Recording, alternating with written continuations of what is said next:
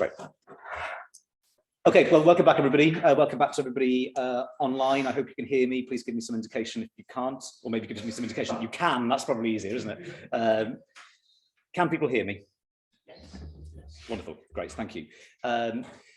So yes, I hope everyone's had a nice lunch break. We've had our Subway, so got the vague taste of red onion now. I think, well, that's what I have anyway. It's time for our keynote, which I'm looking forward to very much. Dr. Robert Saunders is here to deliver it. Rob, many of you will know, is a reader in modern British history at Queen Mary, University of London, and he's a specialist in the political history of Britain from the 19th century up to the present day. He's written widely on Victorian politics, on democracy, on Thatcherism, and he's published, or he published in 2018, to great acclaim, Yes to Europe, the 1975 referendum and 70s Britain, which was a much needed account and, in my opinion, absolutely brilliant work of history about the first referendum on Britain's membership of the Common Market. Rob's historically informed super threads on contemporary politics and especially on Brexit are compulsory reading for many a Twitter scroller. And you know, his ability to make people stop and have a think, I think, is quite impressive. So today he's going to talk to us on our conference theme, and I suspect it's one that he's been tinkering with over the past couple of days as events move very quickly. So over to you, Rob. I will share the screen again, or I'll just keep showing David's emails. Right, we want that one, don't we? Okay, over to you. Thank you very much. Yes, as a historian, I'm not used to writing about subjects that keep providing new information on a kind of daily and hourly basis. Well, this has been a difficult week for Boris Johnson, so I thought I would begin by taking us back to happier times. If I can get the slides to work.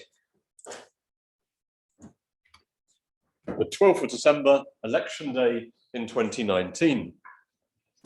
On that day, Boris Johnson led his party to its most devastating electoral victory in roughly a third of a century. Nearly 14 million people voted Conservative, the second highest number of people ever to vote for a British political party. Under Johnson's leadership, the Conservative Party demolished Labour's Red Wall, broke the parliamentary resistance to his Brexit deal, and brought to an end a decade of hung parliaments and precarious majorities. Armed with a pliable parliamentary party, an 80-seat majority, a cabinet that had been purged of rebels and big beasts, Johnson was the most powerful Conservative leader since Margaret Thatcher, able to look forward to a decade or more in power in which to remake British politics in his image. The question is whether those voters had come to praise the Conservative Party or to bury it. For its critics, the party that stormed the polls in 2019 was not the Conservative Party at all. It had morphed into something new. Chris Patten, a former Conservative Party chairman, called it an English nationalist party, a vote leave government, a populist Johnsonian cult. According to Peter Oborne, this was a government that was not simply unconservative, but an explicit repudiation of everything that it means to be a conservative. And those critics could mount a powerful case. A party that was once cautious of change had embraced a revolutionary transformation. A party that once prized skepticism now called on its supporters to believe in Brexit. The party of the Constitution had unlawfully suspended Parliament. The party of law and order was legislating to break its own legal commitments. The natural party of government now excoriated the establishment. The party of traditional moral values was led by a voluptuary, an adulterer, and in Rory Stewart's words, the most accomplished liar in public life, who now believed, in the words of Sir Arthur Bryant, that the Conservative acts always with caution, or in the words of Anthony Quinton, that Conservatives were hostile to sudden, precipitate, and revolutionary change. And yet, the charge that Johnson marked a rupture in Conservative politics also raises a number of problems, not least that it's been heard so many times before.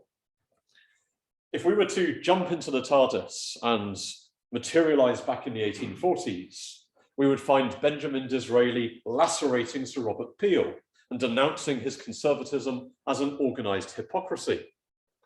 If we jumped forward to 1903, we would find Winston Churchill predicting the death of the old Conservative Party, to be replaced by a new party modelled on the Republican Party of the United States. In 1911, Herbert Samuel declared that the Conservative Party was no longer conservative at all. It had, he said, embraced such revolutionary principles as women's suffrage and the referendum. Sir Keith Joseph famously would conclude in 1974 that he had never actually been a conservative at all, that the entire post-war party had fallen from the path of conservative righteousness. Margaret Thatcher, as we heard earlier, mocked One Nation conservatives as No Nation conservatives, while Ian Gilmore viewed her as a liberal cuckoo in the conservative nest. So on one level, nothing places Johnson more squarely in the conservative tradition than the constant allegation that he has subverted it. Johnson is a two-term Conservative Mayor of London, a Conservative Foreign Secretary, an election-winning Conservative Prime Minister. So he cannot simply be an anomaly. This is someone whose whole life has been spent soaked in a conservative environment. He spent 6 years editing the leading conservative weekly, The Spectator. He made his reputation as a columnist for the Conservative Party's in-house newsletter, The Daily Telegraph. He has been the darling of the Conservative Party conference. He was elected leader by an overwhelming vote of Conservative Party members. He enjoys almost fanatical levels of support from conservative newspapers, what Tim Bale likes to call the party in the press. Whatever doubts the Conservative Party may have had about him, about his morals, his lifestyle, or his political methods, it has consistently rewarded him with the most glittering prizes in British public life. So I want to think today about where Boris Johnson sits in the conservative tradition and about how conservatism has changed in order to make Johnson possible. I'm going to try to cover 4 main points. So firstly, I'm going to argue that Johnson is a product of the conservative tradition, but a tradition that has changed radically across time.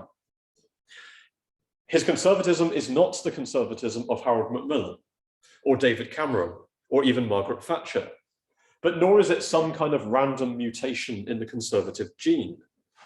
Like all conservative leaders, Johnson draws selectively on the conservative past, and he does that in order to construct a new constellation of ideas and positions that responds to contemporary political pressures. And secondly, I'll argue that Johnson is more a symptom than the architect of that new constellation. Boris Johnson is not an Enoch Powell or a Tony Benn. He's not the kind of politician who sets an intellectual lodestar and drags his party along behind it.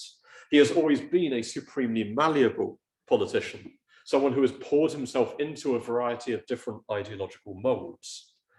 So the question is not, how did Boris Johnson hijack his party and turn it into something else? But how did a particular form of conservatism become viable, for which Johnson was a suitable vessel? And thirdly, I want to think briefly about the idea of cakeism, Johnson's well-known desire to have his cake and eat it. It's curious how large cakes have loomed in the story of Boris Johnson. It's often said that to govern is to choose, but Johnson denies the necessity of choice.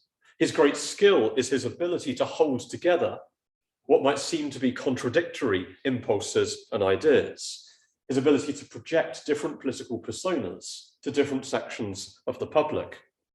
And I'll argue that that makes him very well suited to a party that is itself being pulled in very different directions. And I'll explore some of his cakeist methods and techniques. But then I'll end by suggesting that this may be losing some of its power, not so much because of Partygate, but because the age of cakeism may itself be coming to a close. So let's start with Johnson and the conservative past. Johnson is a very different figure to someone like David Cameron or Theresa May, in that he is manifestly not sentimental about the Conservative Party. He has consistently surrounded himself with people from outside the Conservative Party, people like Dominic Cummings or Munira Mirza. He is openly contemptuous of much of the last two Conservative governments. In fact, it is difficult to find a precedent for a government that has so successfully relaunched itself while in office and so successfully reset the clock for its time in power. Now, Johnson does, of course, have one great Conservative hero, which is Winston Churchill. But whereas someone like Thatcher's Churchill was explicitly a Conservative, Boris Johnson's is not. Johnson's Churchill is simply a great man in history, participating in a kind of marriage of convenience with his party. I'm sure many of us have read his thinly disguised autobiography, The Churchill Factor. And that book positively luxuriates in the suspicion and doubt with which respectable Tories viewed Churchill, the venom with which they spat his name. And when he writes about those Conservatives who mocked Churchill as an adventurer, a fat baby, and a disaster for the country, or when he praises Churchill's contempt for any notion of loyalty to the Tory party, it is fairly obvious what comparison we are supposed to be drawing. But having said all that, it's not difficult to find precedents in the Conservative past for Johnson's politics. We might think, for example, of the cakes and ale Toryism of the late 19th century, a beer and Bible Toryism that preferred England free to England sober, that champions the pleasures of the people against do-gooders, Puritans, and busybodies. Or we might think about the muscular unionism of Lord Randolph Churchill or Lord Salisbury. Johnson is also not the first Conservative to pit himself against Parliament or to accuse MPs of subverting the will of the people. In the years before 1914, Andrew Bonar Law spoke openly of breaking the parliamentary machine, asserting the supremacy of the people against what he called the paid puppets of the House of Commons. Johnson may have threatened to ignore the Benn Act, but he has not, like Bonar Law, supported a paramilitary army dedicated to the violent overthrow of an Act of Parliament. When Johnson talks about Freedom Day, or when he hails the freedom-loving instincts of the British people, we might think of the Toryism of the early 1950s, with its promise to set the people free. Or we might think about the interwar periods, with its assault on inspectors and bureaucrats and agents of the nanny state. The war on woke might remind us of Margaret Thatcher's assault on the loony left, or later battles against political correctness. Claims that Labour would raise the white flag to Russia, again, tap into a long Conservative history of smearing Labour's patriotism. Stylistically, Johnson's shambolic, extravagantly eccentric act recalls the artful doddering of Harold Macmillan, another showman with a taste for the theatrical. Macmillan, of course, was ultimately undone by a new wave of satire.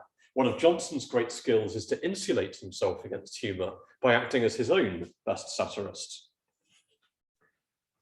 But the Conservative to whom Johnson is most often compared is Benjamin Disraeli. Like Johnson, Disraeli possessed a raffish wit, a flair for showmanship, and a loose relationship with the truth. He was hard to pin down intellectually. He even published a self-parodying pamphlet called What Is He? Like Johnson, Disraeli had an intuitive grasp of political theatre. His was a politics of sensational phrase-making, of grand rhetorical gestures, dishing the wigs, buying the Suez Canal, making Queen Victoria Empress of India. Disraeli once wrote that man is born to adore and to obey. The function of leadership was to give him something to worship. And there's a Johnsonian sense there of politics as a performance that commands the admiration of the people. Disraeli is sometimes described as the first great Tory populist, and his rhetoric can have a strikingly Johnsonian flavour. So he cast politics as a struggle between the people of England, represented of course by the Conservative Party, and liberal cosmopolitans, in thrall to the philosophy and politics of the continent. He promised to champion the people of this country against a liberal elite that made war on the manners and customs of the people. He appealed unashamedly to the desire for national greatness. Disraeli predicted that one day Britain would have to make a choice. Would it be a small, comfortable country, modelled and moulded upon continental principles? Or would it be a great country, an imperial country, able to command the respect of the world? Even something like levelling up, and that's a term that was used in the 1860s, has a modest Disraelian ancestry. Like Johnson, Disraeli spoke passionately about elevating the condition of the people. But he distinguished two different types of equality. There was a bad equality, an equality that levels and destroys, but there was a good equality that elevates and creates. And the result was a rather confused vision of equality in which both the king and his meanest subject would share. Now, I don't think that we should stretch these comparisons too far. For one thing, Disraeli thought that the first task of conservative politics was the defence of the institutions of the country. By contrast, Johnson or his advisers have unlawfully suspended Parliament, threatened to move the House of Lords to York, sought to limit the power of the courts, threatened a hard reign for the civil service, and in the judgment of the Scottish courts, misled the monarch. Johnson's notorious enthusiasm for cake does not stretch to what the Victorians used to call the cake of custom, that sediment of institutions, ideas, norms, and practices laid down over many generations. There are other bits of the conservative tradition that we might also see as going missing. Moral conservatism and social conservatism do not loom large in Johnson's politics. He does not, like Coleridge, regret the coarsening of public life. He does not, like Margaret Thatcher, want to reassert Victorian values. He doesn't seem to have inherited a suspicion of executive power, or that Burkean desire to protect the small platoons against the central state. It is also hard to imagine any previous Conservative leader from whom the words, and I know we're being filmed, so I will simply say, do something naughty to business, would have tripped so lightly from the tongue. And perhaps most importantly, Boris Johnson exhibits very little caution about change. Whatever we might think about Brexit, it is not a cautious defence of the status quo. It is either an exhilarating or a terrifying journey to something new. Now, Tories have in the past taken leaps in the dark. I wrote my first book on one of the most famous of these, the 1867 Reform Act, but they have rarely embraced change with quite such millenarian zeal. So how do we explain the particular constellation of conservative forces that Johnson represents? And how did it come to power at this moment in time? Well, here we turn to the great Tim Bale, who I think is with us somewhere electronically. I don't know why I'm looking up to the heavens, but he is with us in spirit. And in particular, his 2012 book, The Conservatives Since 1945. So Tim identified three key drivers of party change: external shocks, particularly electoral setbacks, changes in the party leadership, and a change in the dominant faction of the party. Now, the Conservative Party in 2019 experienced an unusual synergy of all three of those things. There was a catastrophic performance in the European elections when it polled less than 9% of the vote. There was a new leader with a very different style to his predecessors, and a party whose centre of gravity had shifted away from the modernisers of the Cameron period to its Eurosceptic wing. But all three of those things themselves had longer roots, which facilitated Johnson's rise to power. So some of those changes were sociological. Long before 2019, the Conservative Party had lost its anchoring in some of its traditional institutions, the Church of England, the monarchy, or the professions. Changes in the global economy had eroded the authority of British business as a coherent lobbying interest. And that change has been quite interestingly reflected, I think, in the party's shifting donor base. Secularization, I think, is an underrated force in political science. It has unplugged the party from ideas like original sin or imperfectibility that once fed both its moral conservatism and its suspicion of utopian projects. The Conservative Party is no longer rooted in a historic institution that challenged it with a particular set of ethical values. Other changes we might think of are geopolitical and have been acting on right-wing parties across the world. The end of the Cold War bred a kind of ideological triumphalism about the free market, together with a complacency about the institutions that had been built to support it. Crucially, it also stripped the Conservative Party of the socialist threat that for almost a century had formed its most powerful unifying idea. And deprived of that gravitational field, conservatism in the 90s in particular lost much of its shape and coherence and began casting around for new enemies, which might range from political correctness and woke ideology to the EU, the National Trust, and the BBC. The closing of the Cold War also accelerated the decline of class politics in a manner that would facilitate the rise of populism. I'm using populism here in the way defined by Jan Werner Müller, rather than in the sense that we heard about earlier. And in this sense, populism is not, or rather for the populist, politics is not a negotiation between different sections of the community. It is a contest to impose the will of the people on the enemies of the people. And those enemies might be foreign governments, or they might be judges, or they might be elites, or some other kind of anti-popular force. Populism imagines the people as a single intelligence, speaking with a single voice. Now, it's easier to think of the people in that way if you don't also imagine the people as being broken into antagonistic social classes. For as long as class thinking remains dominant, conservatives really had to imagine the people as a matrix of different social groups, each with legitimate interests.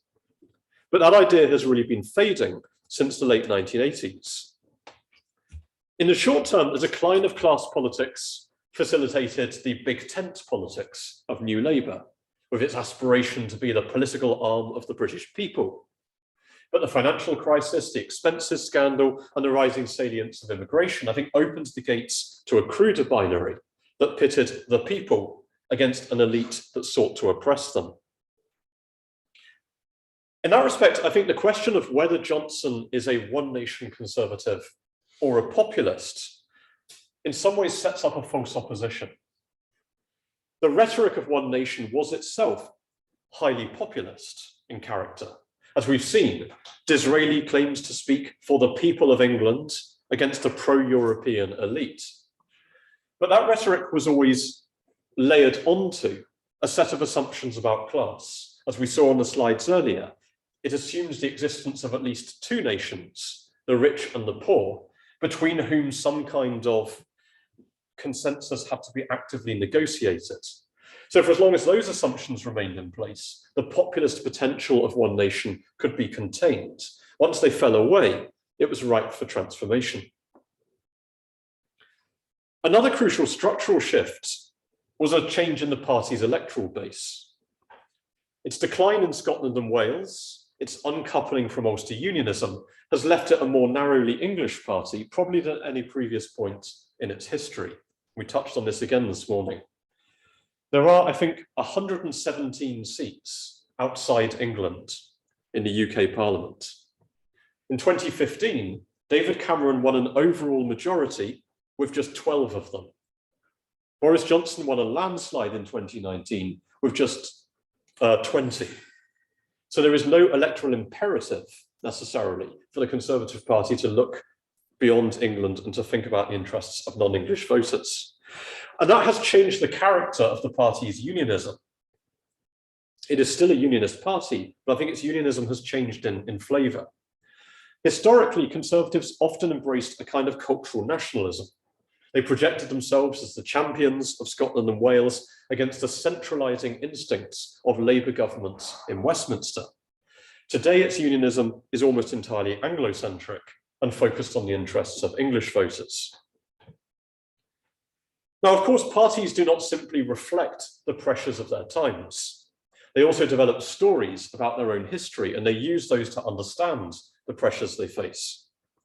So I've written elsewhere about changing memories of World War II, or changing memories of Churchill and empire. And again, I think Johnson has tended to reflect those changes rather than to lead them.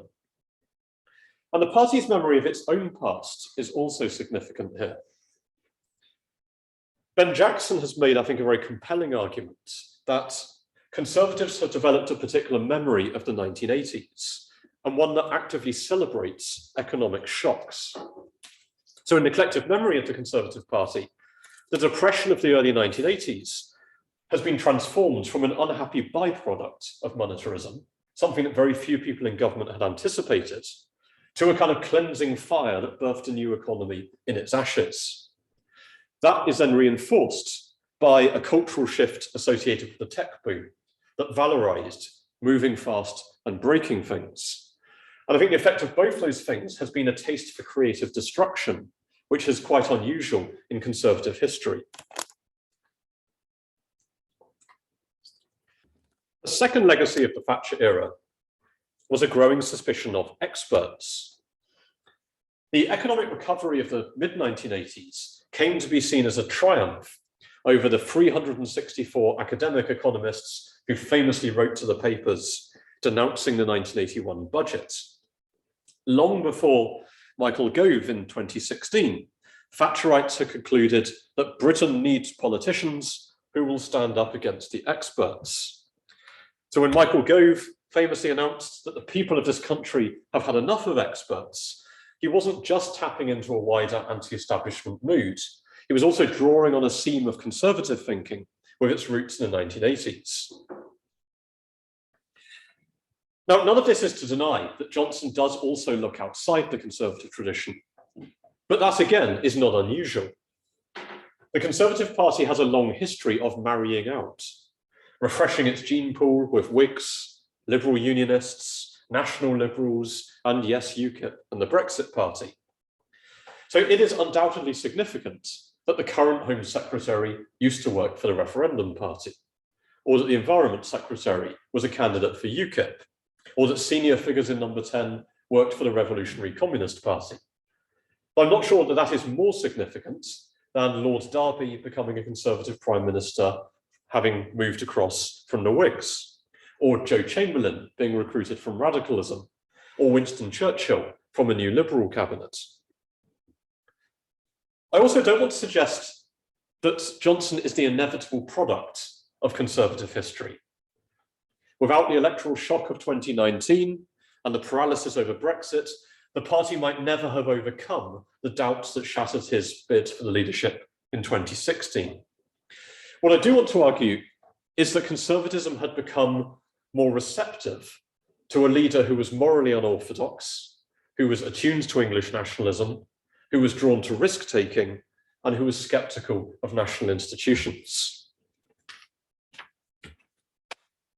Now, I think Nick Timothy is joining us later, and as I'm sure he could tell us, leading the Conservative Party is not an easy task. If we look at Johnson's 7 predecessors, 5 of them had their premierships destroyed by party infighting. That suggests another change in the Conservative Party, given its historic reputation for extraordinary levels of discipline. And that's been a key challenge to which Johnson has had to respond. Now, fractious parties are, of course, not new.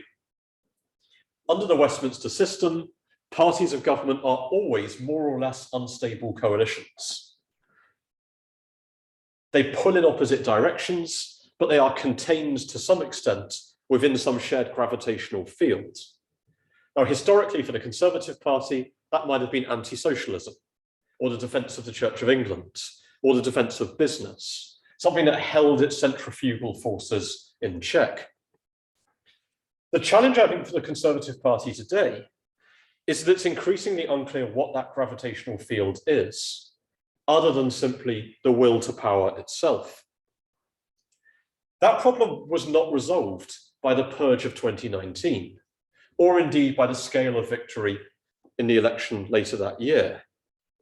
The majority that Johnson won, like the Leave vote, was built on highly discordant materials. Elements of it wanted to shrink the state, end austerity, cut taxes, and boost spending. What held them together in 2019 was two magnetic impulses that were peculiar to that election: the desire to get Brexit done and hostility to Jeremy Corbyn. With Corbyn gone and Britain outside the EU, holding that coalition together is going to be a task of considerable delicacy.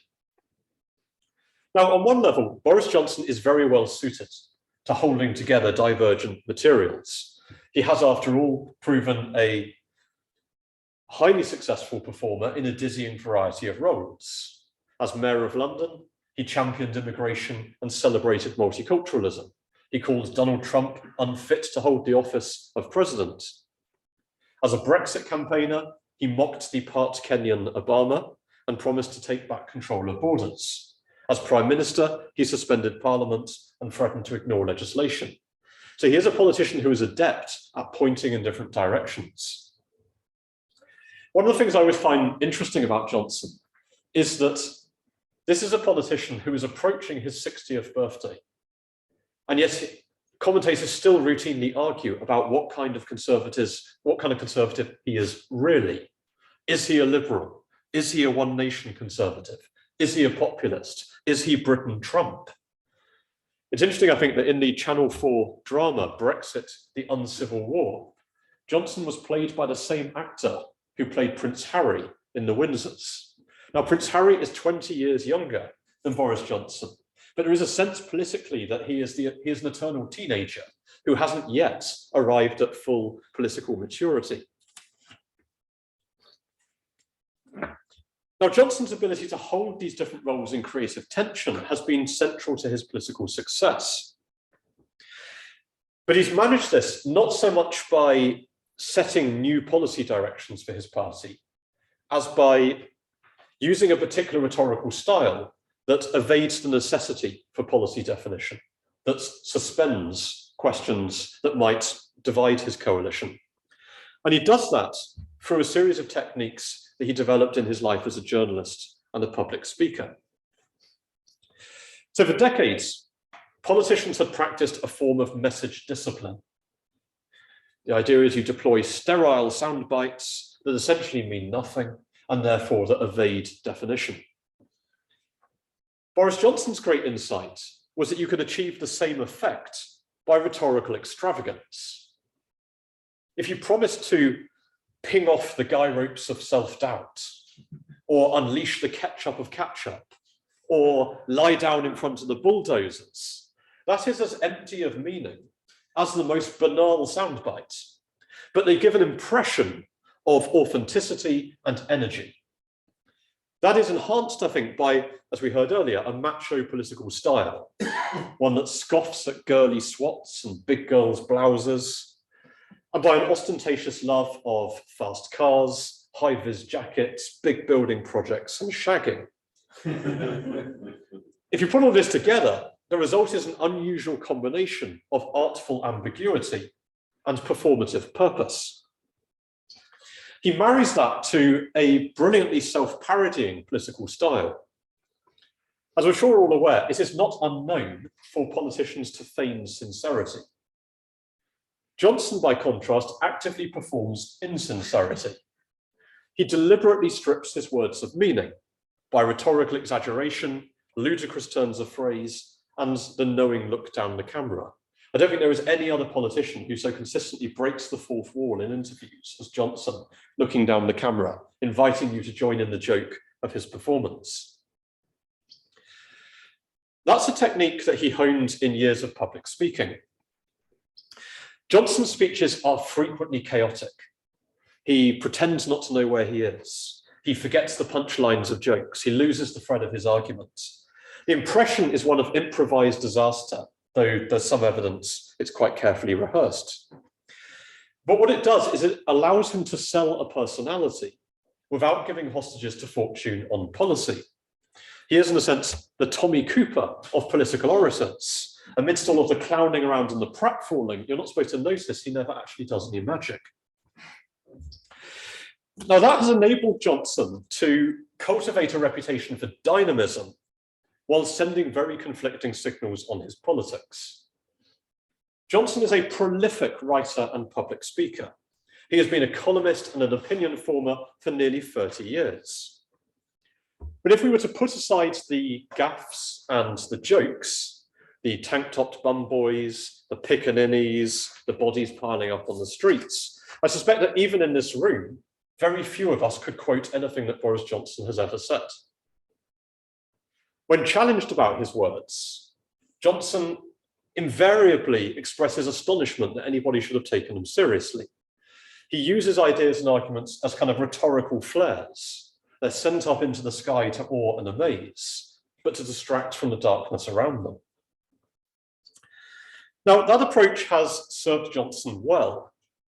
And I think I don't want to underrate the skill that this involves as a technique of political management. But its magic may perhaps be less potent in the future. Not so much because of Partygate, though it's possible that that has calcified his image for much of the public, but more because of the return of inflation. Historians are always very interested in periodization. And I wonder if in the future, 2022 will come to be seen as the end of a roughly 30-year period defined by low inflation. Periods of low inflation are peculiarly hospitable to cakeism because they soften the competition for resources, whether that's between employers and employees, between different departments of state, or between taxpayers and the exchequer. In the boom years, it really was possible to cut taxes and boost spending. Even austerity was cushioned to some degree by consistently low prices and the low cost of borrowing.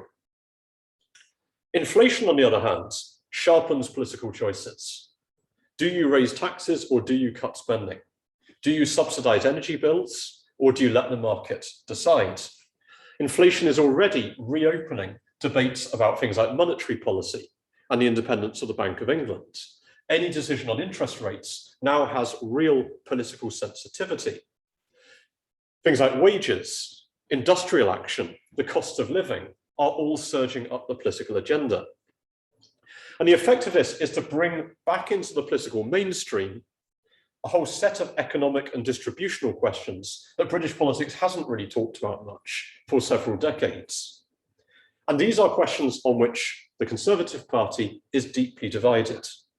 We are already seeing those who want to reassert the party's reputation as a Thatcherite tax-cutting party against those who want to end austerity and contain and cushion the impact of inflation on the party's new voters.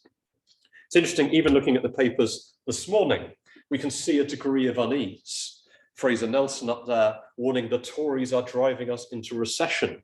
The Daily Mail desperately trying to follow the party line, while also saying, but when will Tories just get back to cutting taxes?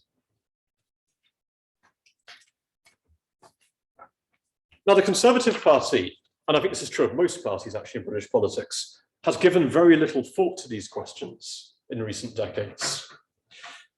Stian Westlake, who was a former Conservative advisor and is now the chief executive of the Royal Statistical Society, wrote a really interesting blog back in 2019 on the strange death of Tory economic thinking. And Johnson, I think, is fairly typical of his party in that respect. But there might be two reasons why it's particularly difficult for Johnson to tackle these questions. The first reason is that cakeism is much more about suspending decisions than about making them. It's about sending different signals on your direction rather than forging a new direction. But economic questions are less susceptible to that kind of rhetorical mystification. The kind of rhetorical sleight of hand in which Johnson excels is much more difficult when you're dealing with tax rates, energy bills, and household living costs. I don't think it's a coincidence that Johnson's speech to the CBI last year where he rambled about Peppa Pig and repeatedly lost his place, went down really badly in a way that very similar speeches stylistically had not done.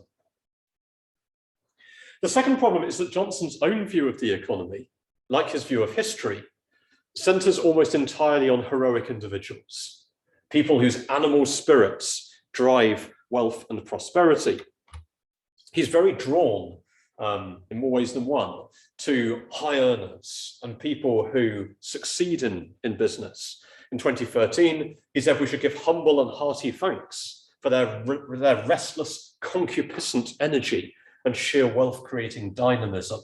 Concupiscent is, of course, a very Johnsonian word that has connotations of sexual lust and longing. By contrast, he seems to have almost no interest in the structural conditions within which businesses operate, except insofar as they incentivize those animal spirits. There was an interesting moment at a parliamentary committee just a month or so ago when he said, there is no natural impediment to our exports. It is just will and energy and ambition.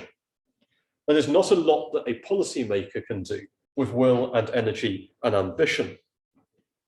Another speech that landed very badly was his much-trailed levelling up speech in July 2021. As usual, it had extravagant rhetorical diversions. We had the mattress of dough, the magic sauce, the ketchup of catch-up. But on this occasion, at least, they didn't succeed in distracting attention from the lack of policy content at the heart of the speech. And in that respect, for Johnson personally, I think levelling up remains an aspiration in search of a policy, and one that doesn't force ministers to choose between competing priorities. So where does all of this leave us? I'm standing between you and the tea break. Contrary to some of his critics, Boris Johnson did not hijack the Conservative Party and turn it into something else. Like all Conservative leaders, he has drawn eclectically from the Conservative tradition, and he's done so in a manner that reflects longer changes in the culture of his party. A party that has become more iconoclastic, more Anglo-centric, more populist, and more tolerant of risk. As a master of political ambiguity, he has been able to straddle the increasingly discordant elements in his party. But his talent for rhetorical distraction may, I think, prove less effective and lose its purchase as economic questions become more pressing. And in that respect, insofar as his leadership is a symptom of his party's problems, it can't also be a cure, though it may perhaps, like a fever, bring short-lived colour to the cheeks and the illusion of vigour. In forging a new path, Johnson, or indeed his successors, will continue to pick eclectically from the Conservative repertoire. They will carry the party in new directions that will seem to some to be a betrayal of Conservative history and to others to be a return to its best traditions. As it has done throughout its history, Conservatism will both live and die. And what, we might ask, could be more cakeist than that? Thank you very much for listening.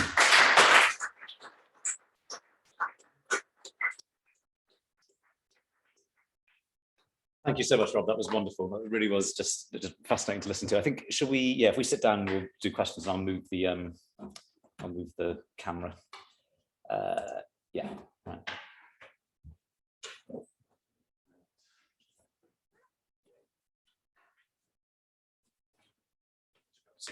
Right, do we have any questions? I'll keep an eye on this as well. There is some questions. No. Any questions from the room, from the floor here? For Rob? Yes. Victoria. Victoria Institute of Economics. I was quite interested, and this is something I've been puzzling over quite a lot myself, is in particular the first couple of slides where you highlighted those quotes from Conservatism. This idea of departing from conservative values by being almost Jacobin, destroying institutions, a lack of respect for institutions as well. My question is it not still consistent with conservative values to want to take things back to the status quo ante? So, for example, with Brexit, it wasn't a leave into the unknown, it was going back to when Britain wasn't in the EU. And things like challenges to judicial activism and what many would perceive as judicial overreach into matters of politics, is addressing that not also consistent? And various other things, I guess one could argue, I don't think Boris Johnson particularly wants to do this, but undoing the devolution settlement, for want of a better word, to revert to a status quo ante, all those kinds of things not still consistent with conservatism, even though they could be seen as being quite revolutionary. Yeah, I think you could certainly make that case. Can you just sum the question up for the Zoom people? Okay, the Zoomers. Right. So the question essentially was, can we not say that Johnson is consistent with conservatism, because it's often these transformative changes are about returning to some previous states, like Britain before it entered the European community, or rolling back. If you believe that the courts have been expanding their role, then you're simply rolling them back to where they used to be. Yeah, I mean, there's a very similar debate in the 1980s in which critics of Margaret Thatcher say, this is an iconoclast, this is a Manchester liberal who's smashing up all sorts of national institutions. And the defence likewise was, no, this is about rolling back a socialist ratchet that's been at work since the 1950s, but we are simply returning to how they used to be before. Of course, that depends very much on your understanding of the past and your perception of how things used to be. You can certainly make that case. I mean, I do think there is something unusual about Johnson I think that argument is pretty more important for others in the party than it is for him. I don't really see him as someone who's particularly concerned about reverting to a status quo ante. And I think the example that's hardest to fit there is the assault on Parliament. The extraordinary disrespect for Parliament, and the fact you have a Prime Minister who is willing simply to close Parliament down. I think it's quite hard to make a conservative case for doing that. You can make all sorts of other cases for it, but I think it's hard to see that as sort of defending an institution, and that I would see as being a significant breach. Any other questions? Any questions on Zoom as well? You're very welcome to put your hand up or just unmute yourself and give it a go. Or put something in the chat. I was going to ask a question that has kind of been alluded to today. I think I may have alluded to it, and other speakers have. From your historical perspective, one of the things I know about Johnson is he's sometimes compared to Trump in the sense of a kind of fanatical personal following, that his supporters appear to be willing to forgive him for anything. I mean, Donald Trump didn't Trump on taking he'd shoot someone on Fifth Avenue and they'd still vote for him. And even this week, after all the latest goings on, there are still ardent conservatives saying they'll vote for him, whatever. Now, I'm struggling to think of other leaders who've had that kind of almost like a cult-like following. Is there any historical sort of comparison that you can sort of immediately or is he unique in that sense? Well, I think so. The question was, are there precedents for the sort of, in your term, cult-like following that Johnson has and a willingness to forgive anything? I mean, I think there have been previous leaders who have. I think there's a natural tendency, actually, in many of us to interpret what people do through the lens of what we already think of them. Gladstone certainly had a charismatic following. Margaret Thatcher had an adoring following. I also think that I'm not sure that Johnson's following is quite so uncritical as it's often presented as being. I think there's a certain chunk of the electorate that totally gets Johnson's personal failings, but they don't mind that if it means you get Brexit done, or if it means that you get something else. In the same way that quite a lot of Trump voters actually don't seem to like the guy particularly, but they know they'll get anti-abortion judges, or they'll get certain outcomes from it. So I'm not sure that his sort of leadership qualities are quite so talismanic as they're made out. In some ways, I think there's often a tendency among his critics to erect him into this extraordinary, untouchable figure, because that explains their own failure. That explains why you can't ever get this guy out, and why you can't defeat them. And is he Britain's Trump? No, I don't think so. I mean, I think there are obviously certain things that are happening in conservative politics across the world, and there are certain commonalities we could draw. Temperamentally, I think they're very different, and not least in the fact that Trump is in many ways a kind of darkly dystopian character. Johnson is very much a sunshine politician. if we think back to Trump's inaugural, the famous American Carnage speech, Johnson couldn't have given that speech without either cracking a joke 5 minutes in or telling us that it would all be over by Christmas. You know, he's not sort of built to deliver bad news to the public, whereas Trump's whole pitch was about, you know, America going up in flames. So I think temperamentally they're quite different people. The Oliver Hardy of British politics. Right. With the looking down the camera. Andy, you've got your hand up on Zoom. Yeah, thanks so much for that, Rob. That was thrilling, and I agree with virtually all of it, apart from your account of populism. So, brilliant. And I just want to take you back to that first question, which I didn't quite hear, but I think it's about returning to the status quo. And if we take the theme of nationalism, and we may well be drawing upon the Second World War, Churchill, but also the 1950s. Now, things have changed globally since then. And that to me does not look like a coherent, lasting project in stark contrast to something that does within conservatism that does deserve an ism, which is Thatcherism, which was about a hard battle with numerous adherents. But given the disjuncture between, I suppose, Britain's withdrawal from its key trading partners, from that entity, and the changes that have taken place over the last 50, 60, 70 years, that you're far more familiar with than I am, for instance, and the kind of tough challenges that you were pointing to, I suppose I'm going to ask, can I put these words in your mouth? Is Johnson leading the Conservative Party into a very difficult, at least midterm future? Well, I'm a historian, so I tend to do the past rather than the future. I think it's very, very difficult to predict where Johnsonian politics is ever going. I mean, I do think something I've written about a fair bit in relation to the Brexit debate is, regardless of which side you're on in that particular debate, I think one of the more troubling elements of it is how little discussion there was about why Britain joined the European community in the first place.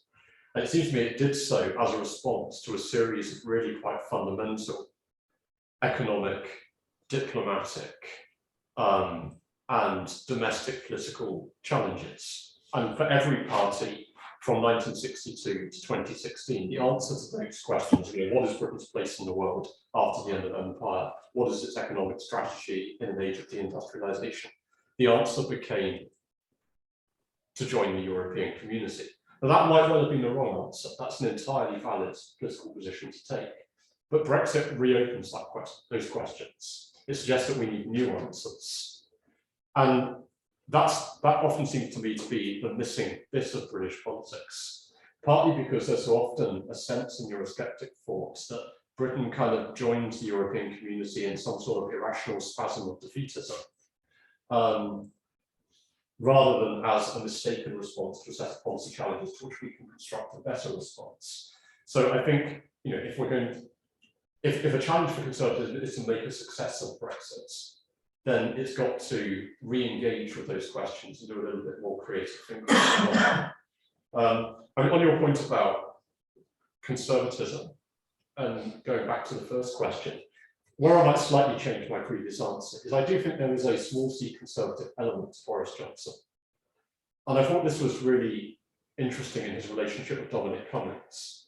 I always thought there was a time limit burning on that relationship.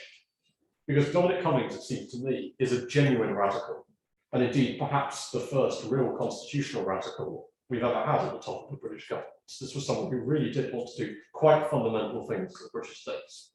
Boris Johnson seems to me is a kind of Bullington radical, in the sense that, you know, you smash the puff and then you write a check and everything's fine. You know, that nothing actually fundamentally changes. And in that respect, I think they're always pulling in two slightly different directions. And Johnson is on the more small c conservative side of that particular relationship. Jim Tomlinson, you've got a question. Hi. Sorry, can you hear me? Yes.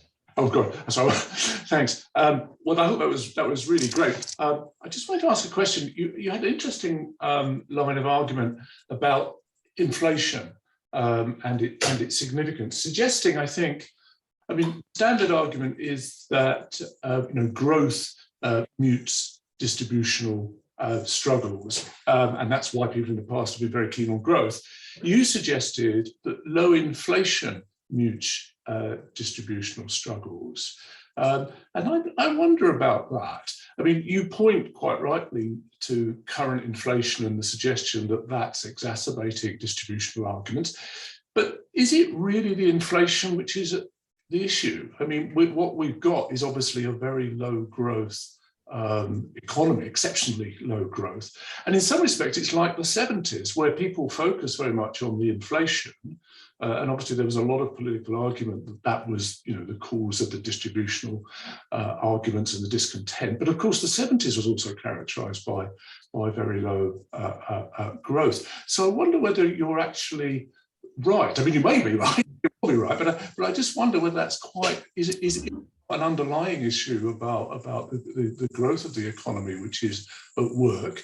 And of course, the implication of that is even if the current inflation falls back, which it may well do relatively rapidly, the distributional struggle won't go away, because it seems to me pretty clear that we've entered a period of very low growth, probably across most of the Western world.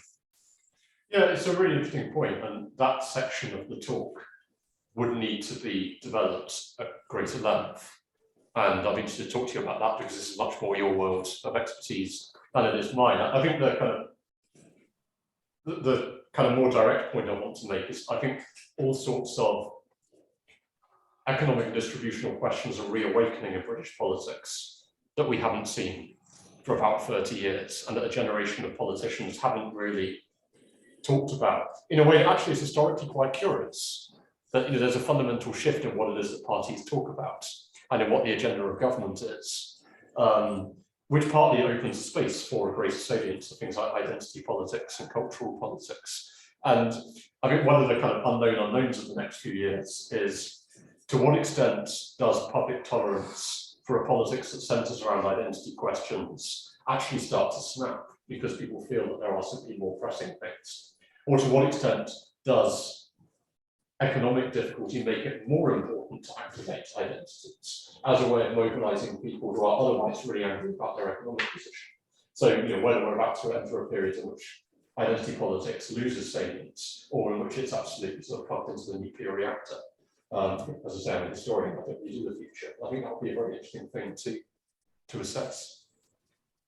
We are out of time, but I'm just, if there isn't any other burning question, I'm happy to take it as long as you are. Are there any other? No, I'm okay. I do want to ask a question.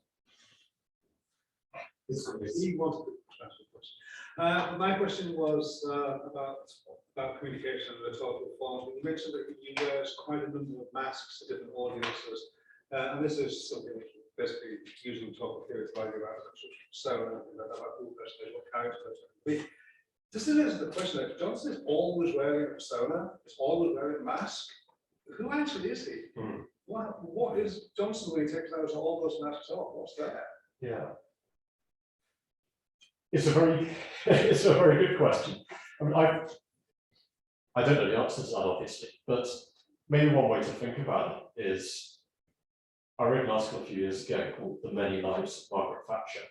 And what I tried to do in that was to talk about the different Margaret Thatchers that exist and with whom historians need to engage. That there is Margaret Thatcher, the kind of biographical individual who grows up in Grantham, has certain life experiences and lives in number 10.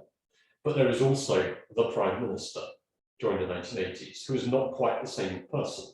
That there are letters signed by Margaret Thatcher with which she did not agree. There's a wonderful example of this where she wrote a letter, I forget to whom it was, one of her backbenchers, about the issue of military honours for common soldiers, ordinary soldiers, and says, there's no question of changing the rules on honours. Yours sincerely, Margaret Thatcher. And then underneath in her handwriting, it says, this is the official reply. I agree with you. I will see what I can do. So on the same page, we have two opposing letters, both of them from Margaret Thatcher. And historically, we have to kind of think of them as analytically separate entities. There's also a third Margaret Thatcher, which is what I sometimes call meta-Maggie, which is the sort of the idea of Margaret Thatcher that exists in the public imagination. But that's historically significant too, because most people never meet either Margaret Thatcher or the Prime Minister. They just encounter this cultural product, and that's who they're voting for or against, or who they're going on marches for, or putting up posters in their rooms of. So she's kind of an extreme example. I think more broadly for political figures, it could be helpful to break them up into different versions of themselves, all of whom have different kinds of historical agency. I think doing that for Johnson is going to be an intriguing task. I think partly because of the way it's so many disguises as well. Yeah. So maybe sometimes you get lost in the character. Yeah. And there's a question as well about when you actually learn to do these things as well, because there's a lot of people have it for a short period of time, isn't it, when you learn a lot of tricks. Yeah, I think a particular thing about Johnson is, obviously I don't know the guy, so this might be nonsense, but he doesn't seem to me actually to be a psychologically very interesting person. But the psychological response to Johnson, I think, is extraordinarily interesting. The way that the things that people project onto Johnson, positive and negative. He's a kind of study in social psychology, and that will be another challenge, I think, for the historian of Johnsonism. Just quickly point on one of Johnson's masters, a kind of philanderer, as a kind of very liberal man, should we say. How does that marry with the kind of traditional family values, conservative kind of, you know, I mean, we saw this in the Republican Party, and, you know, people like Newt Gingrich, who, you know, I think in Newt is less slang. So how does that marry in the yeah, I mean, I don't think it does particularly. I think we have to say that is a significant change. And of course, it's embedded in a much wider cultural change in attitudes towards sex. I think there's also perhaps an element of what we might call the Nixon has sex with China phenomenon, in the sense that I think it's probably easier for a conservative politician, perversely, to have that kind of extraordinarily unconservative sexual life than it might be for a Labour leader. You know, if it suddenly emerged that Keir Starmer had been producing little kids across London, I suspect that might be the end of his career. I don't know why it isn't for Johnson, because, you know, we're all more forgiving of our own tribe. We are going to have to leave it there. Just before we say final thanks to Rob, we're back at course 2. I think I'm chairing it, so what we've done to deserve that, but we're going to have a roundtable discussion on a lot of the big themes that have been raised today. So people always say these kind of talks are fascinating, Rob, but that really was absolutely fascinating, brilliant. Thank you very much indeed. Thank you, Rob.